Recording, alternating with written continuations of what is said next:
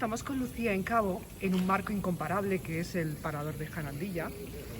Y Lucía es la primera jueza de la comarca de la Vera, nacida en la comarca de la Vera. Lucía, ¿qué se siente cuando oyes esa afirmación?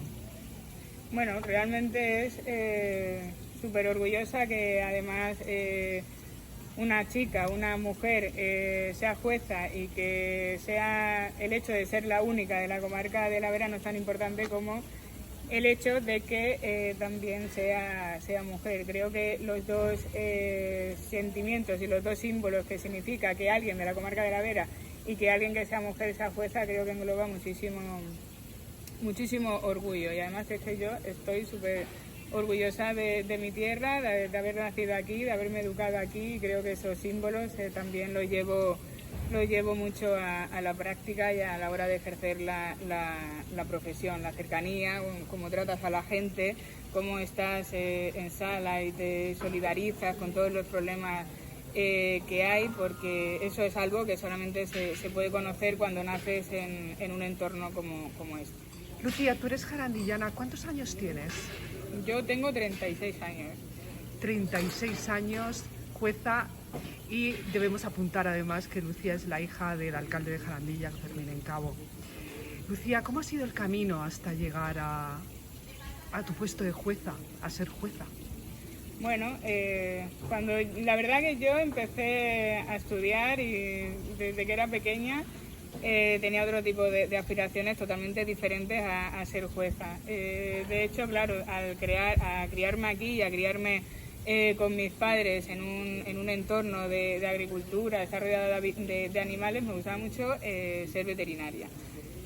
Luego ya me llevaron a estudiar a Talavera de la Reina, allí estuve estudiando hasta segundo de bachiller. Luego ya me fui a Madrid a estudiar Derecho y Ciencias Políticas en la Universidad Autónoma. Esa carrera es larga, era lo que antes era una doble licenciatura, y luego ya durante la carrera tampoco sabía lo que quería hacer, sabía que abogado no, pero no tenía ningún tipo de interés porque no conocía otras actividades. En mi casa y en mi familia no había nadie que fuera juez o jueza en la que yo me pudiera reflejar o ver qué iba o cómo se ejercía esa profesión. Y fue un profesor mío que se llama Liborio Hierro, en el que el último día, ya que me iba a despedir de él porque tenía muy buena relación, me dice: Lucía, ¿qué quieres hacer? Y digo, pues no sé. Y me dijo, pues tienes que ser jueza. Y me quedé así, digo, pero ¿en qué consiste eso? ¿En qué va? Y él era miembro de tribunal de oposición, de Tribunal Supremo. Entonces me dijo, es que yo creo que lo puedes conseguir, que va a ir bien. Claro, y cada vez que suspendía un examen me acordaba de Liborio Hierro. Y nada, empecé. Me recomendó una academia, fui a la academia, estuve con un preparador excepcional, con Juan Antonio, y luego estuve estudiando la oposición. Es bastante complicado a nivel no tanto de encarar un poco la situación día a día, sino a largo plazo. Lo primero que te dicen cuando empiezas la oposición de judicatura es que esto es una carrera de fondo, esto no va a ser 2 días, esto va a ser un sacrificio personal que vas a tener que hacer durante, no sé, hasta que apruebes, porque no hay una media para aprobar la judicatura. La media en años está no aprobar nunca. Nosotros empezamos a lo mejor 5.000 presentándose ese año y aprobamos 300 en mi promoción, pero es que otras veces nos hemos presentado 5.000 personas para 50 plazas. Hay mucha gente que se queda atrás, hay mucha gente que lo tiene que abandonar, hay mucha gente que ni siquiera tiene la ayuda de sus padres, como tuve yo, como para poder afrontar los gastos económicos que genera este tipo de oposición. Al final es una carrera tan a largo plazo que tienes que ser responsable, tienes que ser constante, tiene que ser un sacrificio a nivel personal y emocional altísimo, y sin embargo luego pues merece la pena. Estás opositando durante la media de mi promoción, creo que fueron 5 años y medio o 6 años, no recuerdo bien. Se trata de 3 exámenes, el primero es un tipo test y luego son 2 orales. con un total de alrededor más o menos, no sé cuánto está ahora, pero yo he estudiado alrededor de 350 temas. Apruebas la oposición y te tienes que ir un año a la Escuela Judicial de Barcelona. Allí tenemos varios profesores que nos dedican su día a día a enseñarnos, sobre todo a casos prácticos que no conoces durante la clase teórica de la oposición. Y cuando terminas ese año en Barcelona nos destinan para que hagamos prácticas. Yo las hice en Madrid. Y ya finalmente cuando terminas ese periodo de prácticas escoges destino. Mi destino actual es el juzgado de primera instancia de instrucción número 1 de Olot. Cuando dices Perdón, que... el 2. ¿El 2? Al final fueron 3 años de oposición, Lucía. No, yo estuve... Bueno, es que a nosotros nos cogió el COVID, además. Entonces es como otro añadido más. Yo contando, si cuento desde el primer día que empecé hasta el último con año del COVID, fueron 7 años. 7 años estudiando la oposición. 7 años. En el momento que viste el aprobado... Porque esos sentimientos jamás se olvidan, esos nervios que tienen. Encima nosotros nos presentamos en el Tribunal Supremo. Esos pasillos, esas puertas, que te ves en esa escena y en ese contexto que al final es como, madre mía, a lo que te vas a presentar. El último examen lo vives,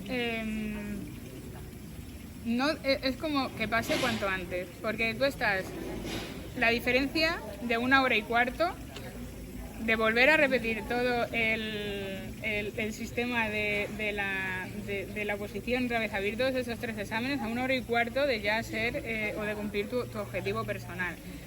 En el momento que apruebas, yo me acuerdo que esa noche estuve sin dormir. ¿No? Era incapaz de pensar y cada vez, todas las mañanas me levantaba y decía, joder, que he aprobado. Venga, que he aprobado. Sí, vale, no tengo que estudiar, he aprobado.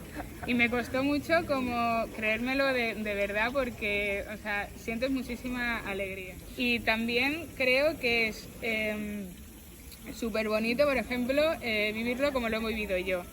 Porque de verdad que, Jarandilla, yo me acuerdo que cada vez que tenía un examen, el pueblo lo sabía. Mi madre con sus amigas hacían procesiones para ir a poner velas a la Virgen y al Cristo para que yo aprobara. Entonces, cada vez que venía aquí, si suspendía, la gente me daba como el pésame. Me decía, Lucía, lo siento, no pasa nada, ya aprobarás. Entonces tenía muchísimas ganas de venir aquí para contarle realmente a la gente que había aprobado. Y es súper bonito a la vez ver cómo la gente de verdad se alegra por ti. O sea, que lo estás contando y la gente te está diciendo, joder, qué bien. Y es muy bonito porque son personas que a lo mejor el día a día tampoco tienes tanto trato, no son amigos como pueden ser vuestros amigos de toda la vida. Son gente de aquí, de Jarandilla, que de verdad lo han vivido muchos de ellos como si fuera su propia oposición y eso se agradece un montón. Vale, entonces ahora mismo estás en Olot. ¿Es el destino que...? Es mi destino titular. Vale. O sea, ahí puedo estar, ya es como mi plaza para toda la vida. Vale, ¿desde cuándo estás allí? Desde febrero. Febrero de 2023. Sí. ¿Y cómo está siendo la experiencia ya real? Bien.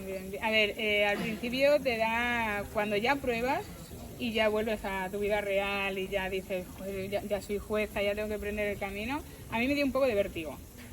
Porque realmente yo pensaba, digo, vale, la parte teórica la tengo, la parte práctica, haciendo prácticas con un tutor que está supervisándote, ya lo tienes, pero claro, te enfrentas tú a tomar decisiones que implican muchísima responsabilidad.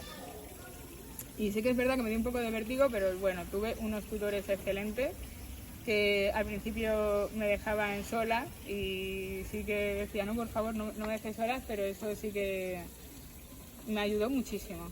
Y el día a día en Olot, bueno, estás en Cataluña, eso también influye, pero bueno, a mí me está gustando bastante. O sea, no me arrepiento de nada de ser lo que soy. Una curiosidad, ¿tienes algún problema con el idioma? El idioma, bueno, hay gente que se niega a hablar castellano, pero nosotros, la suerte que tiene España, creo que es un país muy rico en lenguaje.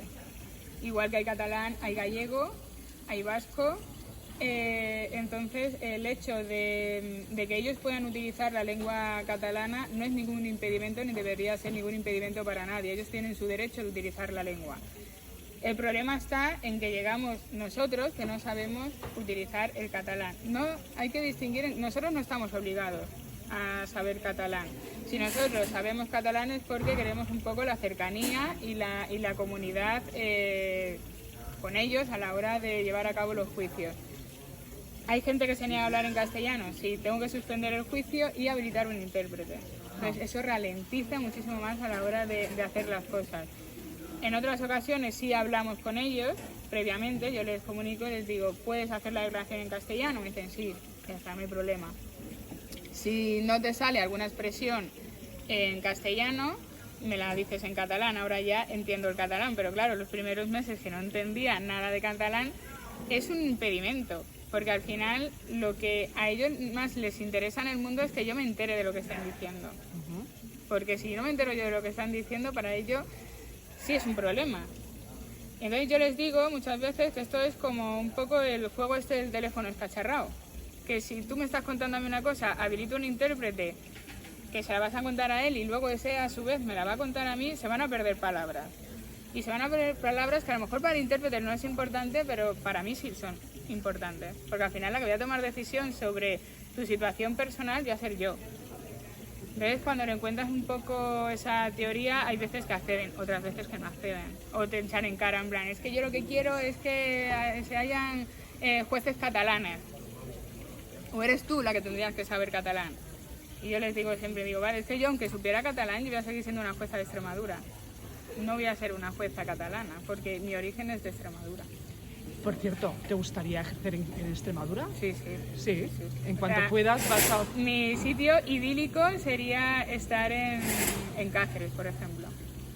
Sí, sí. Hablar de los problemas de la justicia sería meternos en un tema muy amplio, pero en síntesis, Lucía, aprovechando ya tu amabilidad, ¿cuáles son esos grandes problemas que tú ves en la justicia española? La justicia no tiene un problema tan desde el punto de vista profesional. Todos los jueces y todas las juezas que formamos parte de este sistema somos estrictamente profesionales. Cuando dice que la gente no cree en la justicia, no creo que sea por esa falta de profesionalidad, pero sí creo que la gente se queja y con derecho de que la justicia vaya lenta. La justicia va lenta no porque nosotros tardemos muchísimo tiempo en dictar las resoluciones, sino porque a lo mejor tú interpones la denuncia o la demanda un día y a lo mejor ese juicio no se hace hasta dentro de 2 años. ¿Por qué? Porque no tenemos medios. Faltan funcionarios, faltan, ya no digo material, porque de hecho nosotros mismos, los jueces y las juezas, nos tenemos que comprar el material porque no hay POSIT. Pedimos POSIT y no hay. Y eso me consta porque yo ahora mismo en ULOT soy la decana del partido judicial y la que me encargo de solicitar un material y nada, de solicitar los funcionarios tampoco, de necesitamos ayuda tampoco. Y hay mesas que se dedican exclusivamente, por ejemplo mi compañera que la jueza Elena Ayala tiene violencia de género, se dedica también, aparte de un juzgado mixto, a violencia de género. Y que no tenga una funcionaria o un funcionario que se dedique exclusivamente a la violencia de género es un problema. Es un problema que las comunidades autónomas deberían abordar, y ya no te digo el Estado, claro.